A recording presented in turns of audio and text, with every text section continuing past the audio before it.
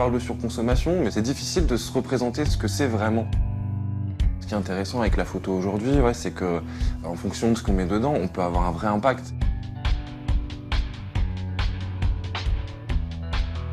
J'ai commencé la photo, je pense que je devais avoir à peu près 18 ans. Je faisais pas de la photo pour la photo à l'époque. Je faisais du graffiti et on prenait des photos pour garder une trace.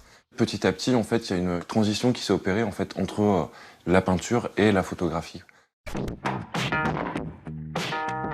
Ce qui me plaît dans la photo, c'est le côté un peu universel du langage. Je pense que finalement, ça dépasse la barrière de la culture, de la langue. Enfin, je pense qu'on peut véhiculer beaucoup d'émotions, et porter aussi des messages qui sont forts au travers de la photographie, et aussi aller toucher plein de gens sans aucune restriction.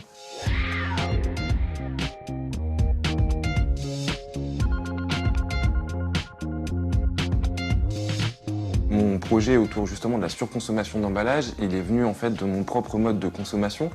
En fait, je suis un très mauvais cuisinier. Je dois ma survie en fait à l'achat de plats préparés en fait. Un jour, j'ai dû oublier de sortir mes poubelles et je me suis dit mais c'est fou quand même la quantité d'emballage que je génère. Et donc je me suis dit je vais prendre le parti de les garder, de les stocker. Il y a à peu près 200 personnes autour de l'île qui ont aussi collecté avec moi. Et l'idée après au niveau de la mise en scène du projet, ça a été d'isoler en fait chaque type de déchet pour en fait donner une dimension qui soit un peu graphique. Attends, tu sais ce qu'on va faire, Simon? Parce qu'en fait, tu vois, la photo, je la fais que avec des boîtes comme ça. Et si on veut que ce soit cohérent... Ah oui, il faut pas toucher les boîtes. Non, c'est pas ça. C'est que je vais te donner, on va te donner une... Comme si c'était ton goûter, on va te donner une petite boîte. D'accord? Ça marche? C'est parti. Allez, prends-moi tout doux. Ouais, excellent.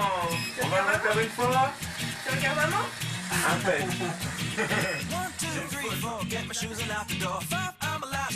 Quand on regarde les images de cette série, il y a un côté un peu pub.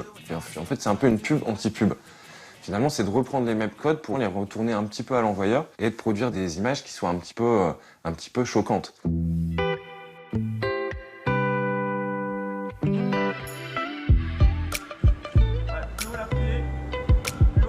Mon message, il est pas moralisateur. Enfin, l'idée, c'est d'apporter ma pierre à l'édifice. J'ai pas la prétention de changer la face du monde, mais je me dis qu'au moins, ça va permettre à des gens de réfléchir dans cette démarche de se dire peut-être qu'on peut consommer différemment. Il y a plein d'initiatives qui se développent aujourd'hui justement pour réduire tous ces déchets. Il y a le retour de la consigne.